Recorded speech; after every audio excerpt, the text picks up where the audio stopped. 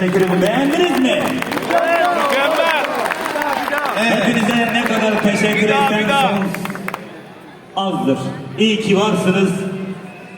Yüreğimden yüreğine hep dadaşlara selam olsun. Evet, Halis Topal'a büyük alkışlarla çok teşekkür ediyoruz.